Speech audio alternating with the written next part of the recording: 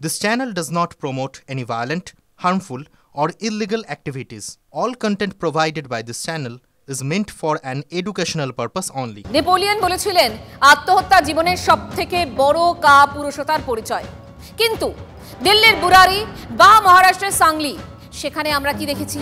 আমরা দেখেছি একজন নয় একেবারে সপরিবারেই আত্মহত্যা করেছেন, মানে উদাহরণ কিন্তু অনেক রয়েছে। তালিকায় আরও একটা জায়গা আজ জুড়ল, ট্যাংরা। সকাল থেকে সকলের নজর যেদিকে ছিল। যদিও 3 মৃত্যুতে আত্মহত্যা নাকি খুন তা নিয়ে তদন্ত চলছে, কলকাতা পুলিশ তদন্ত করছে। আর সারাদিন ট্যাংরায় 3 মৃত্যুর দিকে নজর ছিল সকলের। প্রথমে কয়েকটা ঘটনা আপনাদের মনে করাই, বিগওয়ালে দেখাই। দেশে সুইসাইড প্যাক্টস। 1 জুলাই 2018 রহস্যজনক মৃত্যু দিল্লির বুরারির চুন্দাবত পরিবারের, যেখানে 11 জন সদস্যের মৃত্যুর খবর আমরা দেখেছিলাম। এরপর 2022 সালের জুন মাস মহারাষ্ট্রের সাংলিতে আর্থিক কারণে আত্মঘাতী একই পরিবারের মৃত 9।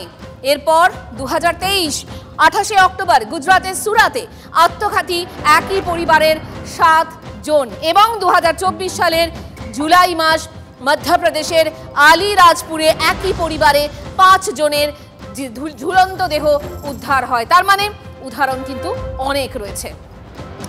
এই প্রত্যেক ঘটনায় একটা বড় মিল আছে বা কমন ফ্যাক্টর বলতে পারেন, তা হলো সপরিবারের মৃত্যু, যাকে বিশেষজ্ঞরা বলছেন সুইসাইড প্যাক্টস।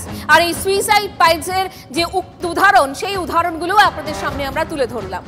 আজকে ট্যাংরার ঘটনাতে সেই শব্দবন্ধটাই তো বারবার করে ফিরে আসছে, সঙ্গে রয়েছে হাজারো মিসিং লিঙ্ক। সুইসাইড প্যাক্টস আসলে কি? কোন মানসিকতায় পরিবারের সকলে মিলে একসঙ্গে আত্মহত্যার সিদ্ধান্ত নিতে পারেন? বিশেষজ্ঞরা বলেন এটা তো কাপুরুষতা, কিন্তু কোন পরিস্থিতি হলে এমন একটা কঠিন সিদ্ধান্ত নিয়ে ফেলেন মানুষ এবং সকলে মিলে নিতে পারেন? সেই সব দিক আজ খুঁজবো TV9 স্পেশালে। আজকের স্পেশাল সুইসাইড প্যাক্ট, সঙ্গে আমি মুঞ্চিরা। তবে ট্যাংরার ঘটনায় বড় ব্রেক থ্রু এই মুহূর্তের বড় ব্রেক কি? 3 মৃত্যুতে দোতলার 3 ঘরে 3 জনের যে দেহ উদ্ধার হয়, সেখানে এখনো পর্যন্ত যা ব্রেক পাওয়া যাচ্ছে তাতে আমরা জানতে পারছি যে 3 ভাই, মানে পরিবারের 3 জন যে পুরুষ সদস্য যারা চিকিৎসাধীন রয়েছেন, তাদের বয়ান কিন্তু বদলে গেছে এবং সেখানে সেই বয়ানে ড্রাগের ওভারডোজের কথা জানা যাচ্ছে। কি সেই তথ্য জানবো। সৌরভ দত্ত এই মুহূর্তে আমাদের সঙ্গে রয়েছেন, কথা বলবো তার সঙ্গে। সৌরভ,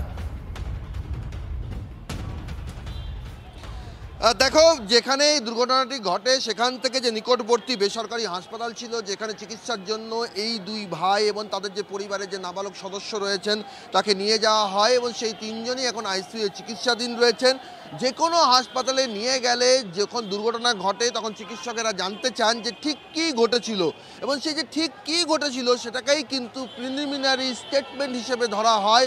হসপিটালের নথিতে সেটা নথিভুক্ত থাকে।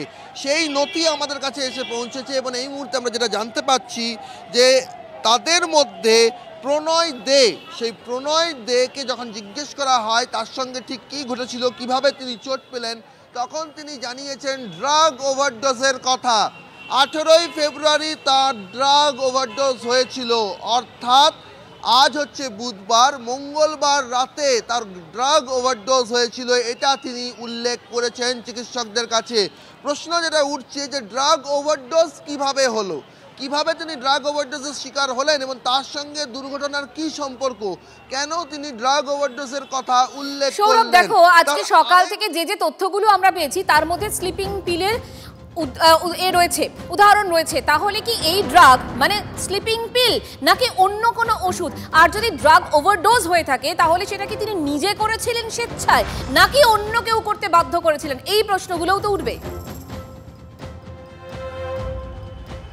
দেখো, নিশ্চিতভাবে এই প্রশ্নগুলো উঠবে। ড্রাগ ওভারডোজ যখন তিনি উল্লেখ করেছেন, তখন ড্রাগ ওভারডোজ কী কারণে হলো, সেই ড্রাগ কি প্রেসক্রাইব ড্রাগ, কোনো চিকিৎসকের পরামর্শ মতো সেই ড্রাগ তিনি নিয়েছিলেন নাকি সেই ড্রাগ তিনি স্বেচ্ছায় নিয়েছেন, যেহেতু তারা আত্মঘাতী হওয়ার সিদ্ধান্ত নিয়েছেন সপরিবারে, এই সিচুয়েশনকে সেটা কোথাও গিয়ে পড়ে দাঁড় করাচ্ছে যে তার এই শব্দবন্ধ, নাকি অন্য কোনো কারণ রয়েছে ড্রাগ ওভারডোজের পিছনে, সেই সমস্ত বিষয়গুলো উঠে আসবে। কিন্তু তার জন্য তিনি, আর এটাও আমরা বেসরকারি হাসপাতাল সূত্রে জানতে পারছি যে ঘন ঘন তিনি অনেকটা বয়ান বদলাচ্ছেন, এখন পুরোপুরি বয়ান দেওয়ার মতো নজর রাখো সৌরভ, নজর রাখো অবশ্যই অবশ্যই প্রত্যেকটা আপডেট আমরা দর্শকদের কাছে সবার আগে পৌঁছে দেবো। আপাতত তোমাকে ধন্যবাদ। এখনো পর্যন্ত দোতলা তিনটি ঘরে তিনটে দেহ আমরা দেখতে পেয়েছি, জানতে পেরেছি আমরা। আর রক্ত শুধু দোতলায় নয়, মিলেছে নিচের তলাতেও, এমনকি 3 তলাতেও দেখা গেছে রক্ত, আর সেই রক্ত মুছতে ব্যবহার করা হয়েছে কাপড়, সেটাও পাওয়া গেছে। যখন মহিলারা যন্ত্রণায় কাতরাচ্ছেন তখন আমরা কি জানতে পারছি যে তখন বাড়ির পুরুষরা ঝড়ের গতিতে গাড়ি নিয়ে বেরিয়ে যাচ্ছে, সুইসাইড করতে নাকি যাচ্ছে। এখনো পর্যন্ত সেরকমটা তো সামনে আসছে। ট্যাংরা থেকে বেরিয়ে গাড়ি ধাক্কা মারলো অভিষিক্তা মোড়ে, মেট্রোর পিলারে। সবকিছু কেমন যেন একটা অদ্ভুত রকম ভাবে গোলমেলে ঠেকছে না, মানে জটিল বড্ড বেশি। দুর্ঘটনার সূত্রে দেহ উদ্ধার করলো পুলিশ, বড্ড জটিল হয়ে যাচ্ছে সবকিছু। খুন না আত্মহত্যা এখনো পর্যন্ত আমরা তা জানি না।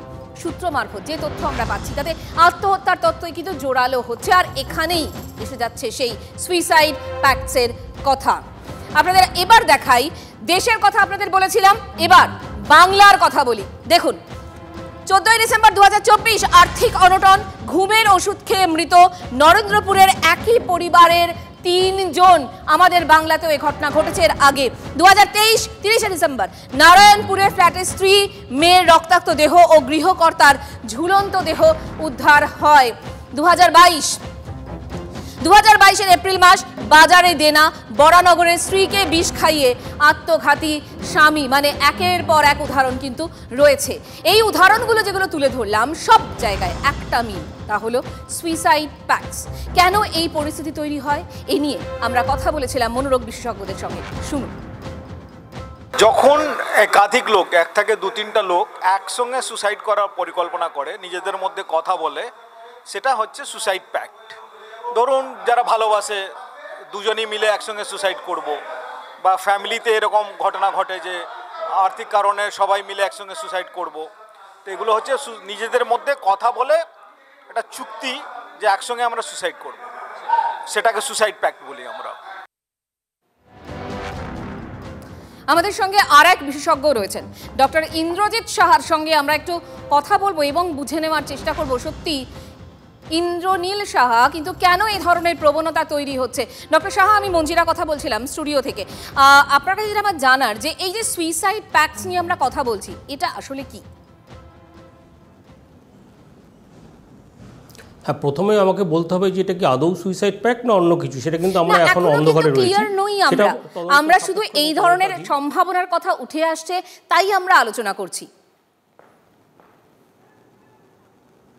হ্যাঁ, এখানে যে ঘটনাটা ঘটেছে সেটা সম্ভবত একটা সুইসাইড প্যাক্টে যেটা হয়, ডক্টর সিং যেটা একটু আগে বললেন যে অনেকে মিলে একটা সম্মিলিতভাবে কোনো একটা বিশেষ কারণে, যেই কারণটা থেকে তারা আর বেরোতে পারছে না, সেটা হয় আর্থিক অনটন কিংবা কোনো সামাজিক সম্মান রক্ষার কারণ, যেখান থেকে তারা বেরোনোর কারণ আর খুঁজে পাচ্ছে না, তখন কিন্তু তারা এরকম একটা লাস্ট ডিসিশন নিয়ে থাকে। কিন্তু সেখানে সেটা সবাই মিলে করে, একই সাথে করে। এখানে একজন ইনিশিয়েটার থাকে যে ব্যাপারটাকে প্রথম যে তার মাথা থেকে বেরোয় যে না, এটা সুইসাইডটা করতে হবে, এবং সে সবাইকে স্টিমুলেট করে, সবাইকে মোটিভেট করে, এবং আলটিমেটলি সবাই একই পদ্ধতিতে ইউজুয়ালি করে থাকে সুইসাইডটাকে করার। কেউ এখানে ইনিশিয়েটার যে থাকে সে হয়তো তাকে প্ররোচিত করে তাকে মারার চেষ্টা করা হয় কিংবা তাকে মারতে সাহায্য করে, এবং পরবর্তীকালে দেখা যায় যে একের পর এক অন্যরাও সুইসাইড করতে শুরু করে।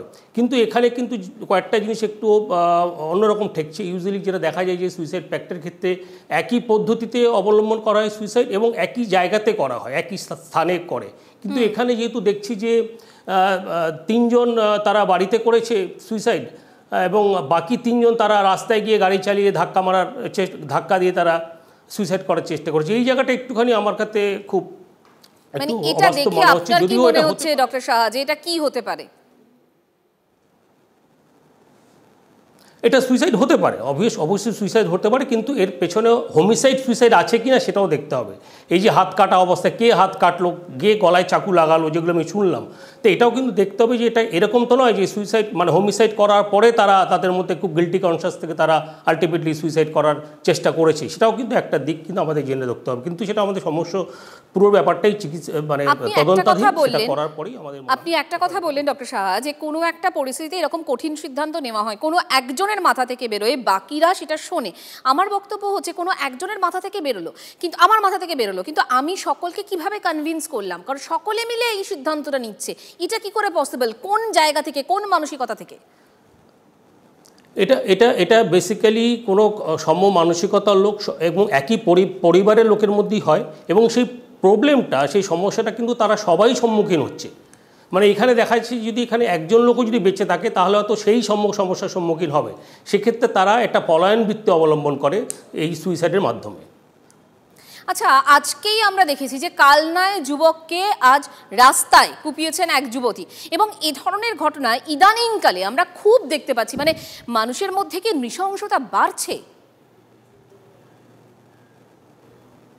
এটা তো কোনো সন্দেহ নেই, এটা একদমই সন্দেহ নেই যে মানুষের মধ্যে সমস্ত স্তরে, বাচ্চা থেকে মধ্যবয়সী এবং প্রৌঢ়, সবার মধ্যে কিন্তু ভয়ঙ্কর রকমভাবে হিংস্রতা এবং অন্যান্য যে এই ধরনের রিভেঞ্জ টেকিং বিহেভিয়ার কিন্তু অনেকভাবে অনেকাংশভাবে বেড়ে যাচ্ছে। আমি জানি না এটার আর্থসামাজিক কারণটা কি, এগুলো নিয়ে অনেক রিসার্চ করার ব্যাপার আছে, কিন্তু এটা তো বাড়ছে, এটা ঘটনা, এবং এটা অনেক সম্মুখীনভাবে হচ্ছে, অনেক সোশ্যাল মিডিয়াতে এটা হাইলাইট করা হচ্ছে। আমার মনে হয় সোশ্যাল মিডিয়ার একটা প্রকোপও কিন্তু এখানে একটা প্রচ্ছন্নভাবে কার্যকরী হতে পারে এই জিনিসগুলোকে বাড়িয়ে দেওয়ার ক্ষেত্রে। আচ্ছা, আরও একটা বিষয় একটু, এই যে আপনি বলছেন না যে এই প্রবণতা সত্যিই বাড়ছে, ওটিটির প্রভাব রয়েছে আপনার কি মনে হয়? কারণ যে কোনো সিনেমা যখন তৈরি হয় তার তো একটা সেন্সর বোর্ড থাকে, কতটা আমি দেখাবো, কতটা আমি দেখাতে পারবো না, সেটার একটা মাপকাঠি থাকে। কিন্তু ইদানিংকালে এই যে প্ল্যাটফর্ম কোভিডের পর আমরা পেয়েছি, সেখানে কিন্তু এরকম ধরনের নজরদারি বা মাপকাঠি কিচ্ছু নেই। তার কি একটা বড় প্রভাব পড়ছে বলে আপনার মনে হয়? বাচ্চারাও বটে। হতে পারে, আমি তো বললাম এটা কোনো একটি ফ্যাক্টর, একটি কারণের জন্য এই জাতীয় সমস্যা হয় না। এটিরই সম্পূর্ণভাবে সামাজিক কারণ, অর্থনৈতিক কারণ, সামাজিক কারণ, সাইকোলজিক্যাল কারণ, পারিবারিক কারণ, সমস্ত ব্যাপারে মানুষের যে এথিক্স, মোরাল ভ্যালুজ, এগুলো কিন্তু মানুষের কমে যাচ্ছে আস্তে আস্তে। মানুষের দায়বদ্ধতা কমে যাচ্ছে, মানুষের পরিবার ভেঙে যাচ্ছে, মানুষের মধ্যে অনেক রকম সমস্যা চলে আসে। সেখান থেকে বেরোনোর জন্য কিন্তু মানুষ নানা রকমভাবে তারা নিজেদেরকে প্রকাশ করতে চাইছে, এবং তার একটা বহিঃপ্রকাশ হচ্ছে তার এই আক্রোশ এবং তার এই থেকে বেরোনোর উপায় কি ডক্টর সাহা? এটা খুবই কঠিন প্রশ্ন।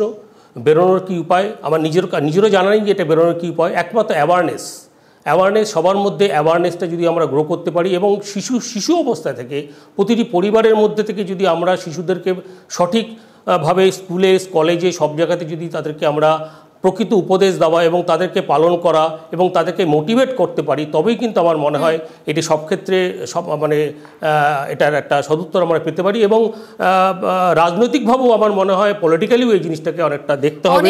দেশের যারা, ডক্টর সাহা অনেক ধন্যবাদ আমাদের এতটা সময় দেওয়ার জন্য। ট্যাংরায় এই যে একটা বড় ঘটনা ঘটলো, তাতে কিন্তু রহস্যের রীতিমতো পাহাড় রয়েছে। কয়েক ঘন্টাতেই বাড়ির অর্ধেক ফাঁকা হয়ে গেল। প্রথম থেকেই অজস্র অসঙ্গতি, পদে পদে ধোঁয়াশা রয়েছে, এবং অজস্র মিসিং লিঙ্ক রয়েছে। কি সেই মিসিং লিঙ্কগুলো? যদি আত্মহত্যা হয় তাহলে 3 জন বাড়িতে, 3 জন বাইরে কেন? ডক্টর সাহাও এই প্রশ্ন কিন্তু তুলছিলেন। যদি সুইসাইড প্যাক্টও হয়, একসঙ্গে কেন নয়? পুরুষ এবং মহিলা আলাদা আলাদা কেন? বলা হচ্ছে পায়েসে ঘুমে ওষুধ মিশিয়ে আত্মহত্যার চেষ্টা হয়েছে। তাহলে শরীরে আঘাতের চিহ্ন এলো কিভাবে?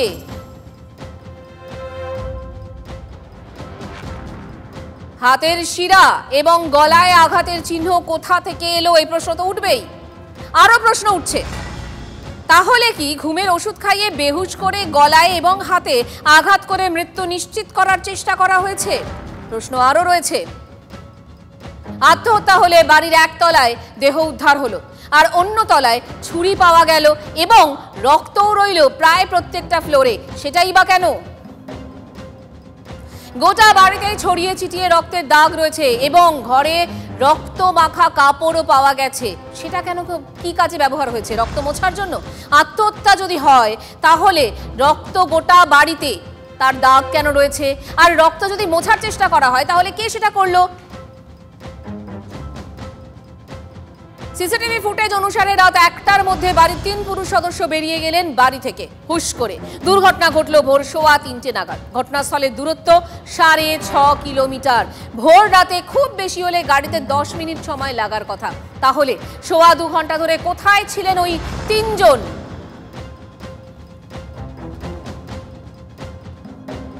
তার মানে কি দাঁড়ালো? ধোঁয়াশা অনেক, কিন্তু এখনো অনেক অনেক কিছু স্পষ্ট নয়। পোস্টমর্টম রিপোর্ট সেটা আসলে অনেকটা ক্লিয়ার হবে অনেক কিছু। 3 মৃত্যু নিয়ে কি বলছেন পুলিশ কমিশনার, কোনো কি ক্লু পাওয়া গেল, সেদিকেও আমাদের অবশ্যই নজর থাকবে।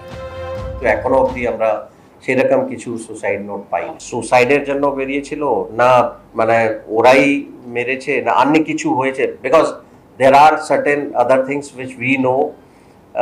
সো আরও আমরা কিছু জানি, আমাদেরকে দেখতে হবে দ্যাট যে ফ্যাক্টস আমাদের কাছে অ্যাভেলেবল আছে সেটা ওদের স্টেটমেন্টের সঙ্গে ম্যাচ করছে, কোঅপারেট করছে কিনা। প্রথম যেটা আমাদের লাগবে postmortem report, so that we are sure কি whether it is homicidal, suicide বা অন্য কিছু।